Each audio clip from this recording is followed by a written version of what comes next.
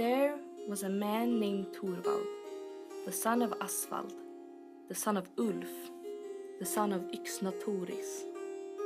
His son was named Eirik. Okay, but what did actually happen? Like, in plain English. Yeah, let me finish.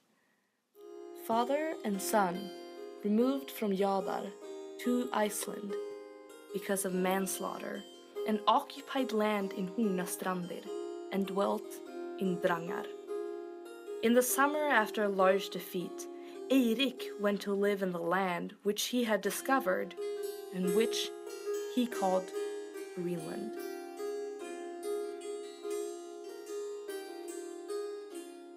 Alright, Eirik the Red may or may not have been the first Viking to move to the vast land of Greenland in the late 10th century. According to the legend of Eirik the Red, he called it Greenland because, quote, "Man will desire much the more to go there if the land has a good name." This statement represents the sentiment the Old Norse settlers had when moving to the new land. They wanted fellow countrymen to follow them. This was the beginning of foreign influence on Greenland. What used to be an isolated piece of land became accessible through European developments in sea travel. Now, why are we looking at Greenland then? I mean, globalization is a process that's been going on for a much longer time than the term has been around. And to some extent, it's affected pretty much all corners of the world. Yeah, that's right. But in this podcast, we are not just looking at foreign influences overall. We want to know more about the Inuit understanding of nature and environment in Greenland and the consequences of the Danish colonization. Traditional Inuit stories and reports from Danish polar expeditions shed light on how European colonization altered the Inuits' understanding of nature and environment, which influences how we approach issues like climate change and environmental protection in Greenland today. Nowadays, the Inuits in Greenland are pushing for protection from climate change. But to find solutions for how best to adjust lifestyles to the life in the far north and sustainable coexistence with nature, we need to know what aspects of the current system to keep and not to keep. And we need to know what traditional Greenlandic way of life worked well before colonization. This is the only way to optimize future solutions.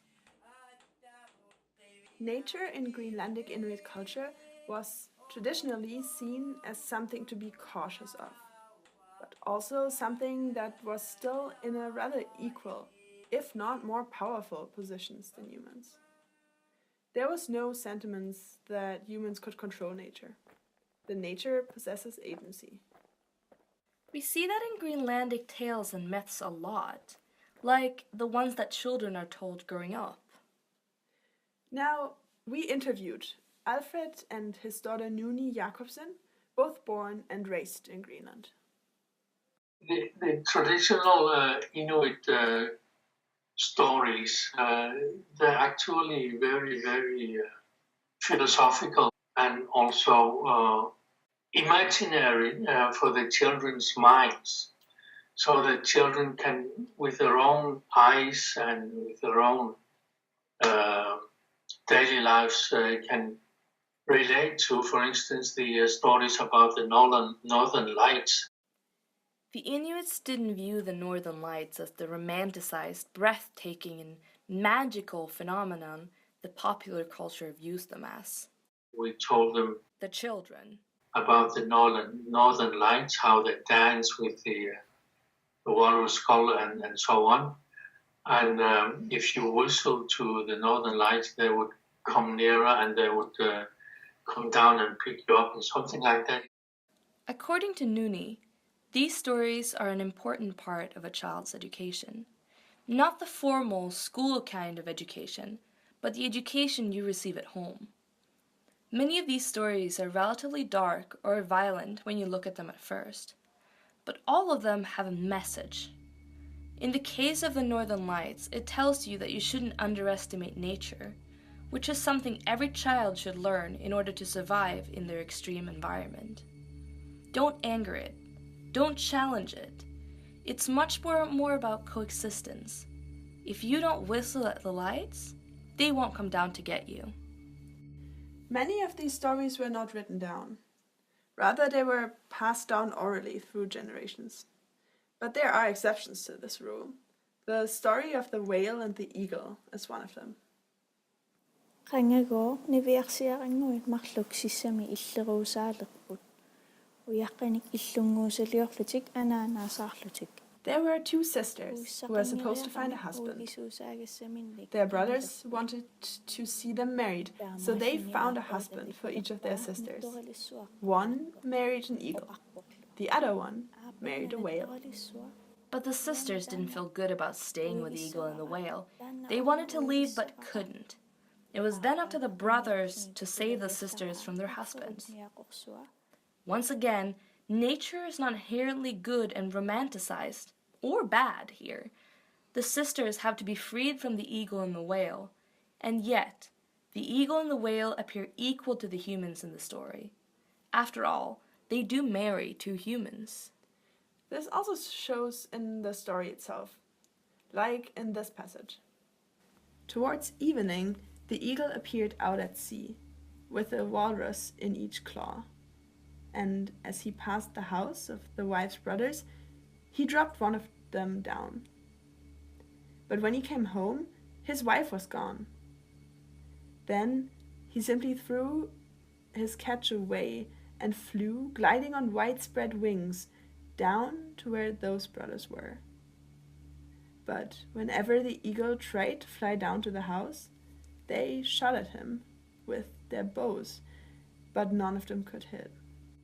The word bow here really represents much more than just an actual bow and arrow. It may be representative of human technology in general, all the things that we invented to control nature. But the brothers could not even reach the eagle with their tools. This reflects a conception of nature that's historically been ingrained in Inuit culture. Humans cannot control nature. Rather, we have to learn to live with it. A reason for this could be the environment that is just so life unfriendly and rough. Natural forces, everything from snowstorms to ocean currents, are so powerful that the attempt to control them won't be successful. But this is where things changed. There were several attempts to colonize Greenland, but when Greenland was officially under Danish rule from the 17th century, the Danish had a very different idea of what the right way to live was. Architecture in Greenland today is a great example. During the Danish colonial period, construction and architecture was exclusively done by the Danish, and both style and functionality were radically different from the traditional Inuit way of constructing homes. Turf huts replaced by colorful wooden houses. This brings us to the role of social order in the Inuits' understanding of nature. Okay, let's try to pin this down. What exactly did the Danish influence on the Inuit understanding of nature look like? To investigate this, we could look at a research paper written about one of the first Greenland expeditions that were sponsored and commissioned by the Danish government in 1885. So here's what Hinrich Rink, the Danish leader of the expedition team, wrote about Greenland. If we supposed that Greenland did not extend further towards the north than to the extreme point discovered by the Greely expedition, its circumference, according to a line drawn through the projecting points, omitting the indentation or inlets, might be calculated at 3,600 miles, of which the Danish district make 1,000 miles. Of these, the expeditions in question have surveyed 670 miles, or an area of 28,000 square miles of coastland, including the branches of the sea interjecting it, the fjords and the sounds. Of course, these journeys have not been exempt from the troubles and dangers connecting with all sorts of Arctic traveling, and required both courage and perseverance, but on the other hand, it is a matter of course that the vicinity of our trading stations on the coast offered the expeditions a support that enabled them to give more detailed information about the locality visited. Even though this is a translation from Danish to English, we can tell that Rink's approach to Greenland as a natural environment was very different from the Inuits' approach. Rink tries to quantify everything. He analyzes the Greenlandic landscape in terms of square miles and districts. These are categorizations and ways of measurement that the Inuit never used or needed. It imposes a certain way of thinking onto Greenland, a thinking that is directed by spatial relations and ownership claims. It's almost like fitting a model into the landscape rather than viewing it as a system itself that has its dangers and beauties. This challenged the traditional Inuit understanding of nature.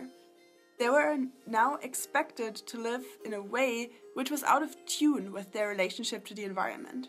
Under Danish colonial rule, there wasn't a symbiotic relationship between nature and humanity. Instead, the two were kept separate, and people were expected to treat nature in a way that was much more empirical than before, as we can see in the passage from Rink's research paper. We can actually take this even further. The Danish came from a culture that physically documents most of its contents, but Inuit culture doesn't. Oral passing on of information is much more important. And the silences this creates are interesting in two ways. First of all, documents from the 17th to 19th century Greenland are almost exclusively in Danish. The Inuit have only recently started to record their stories in written form. So, a lot of historical analysis is based on a form of record keeping that wasn't used much in Inuit culture. And secondly, there's of course the language itself. And language in connection to nature definitely silences Inuit communities. The Danish colonizers made Danish the official language of Greenland. To date, official communications are written in Danish. But Danish doesn't have the same words and abilities to describe the Greenlandic nature as Greenlandic does. A Danish language also means a Danish way of thinking, according to the Sapir-Whorf hypothesis of language relativity. And at the same time, it presents a failure to express concepts inherent to the Greenlandic environment. Most bilingual people have experienced that at least once. There are words and concepts that we can't translate into English from our native tongues. Neither could the Inuits' relationship to nature be accurately translated into Danish. And this process creates silences, in the most literal sense of the word. Now, why does all of this matter anyway? It's the past. Understanding of nature have changed in many places all over the world. And we can't reverse that. Well, Greenlandic traditions, stories, and all these elements that integrate nature as a fundamental part of human life are being revived. While before they were passed on orally through generations, only within the last 15 to 20 years have people started to write them down. There is an attempt to revive the traditional ways of life, maybe because they just proved to be the most in line with conditions and the environment in Greenland. Alfred Jacobsen left us with a thought on the importance of nature in Inuit culture. He is currently working on a report about the impacts of climate change in Arctic regions. The way it is structured is from the people and to the government, and not from the government to the people. The commission, which Alfred is a part of, spoke with Inuit who have been living in the region for generations to hear how they envision the future of Greenland. The report is to be given to the governments of the circumpolar region. So we need to understand what changed and why. That way, we can figure out which cultural and social aspects of nature we should keep and what needs to change going forward if we want to preserve our Arctic regions.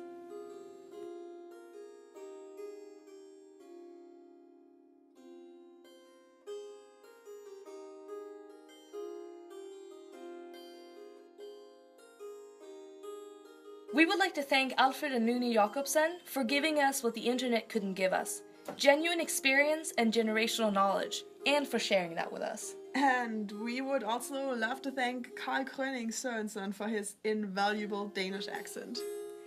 Thank you for listening!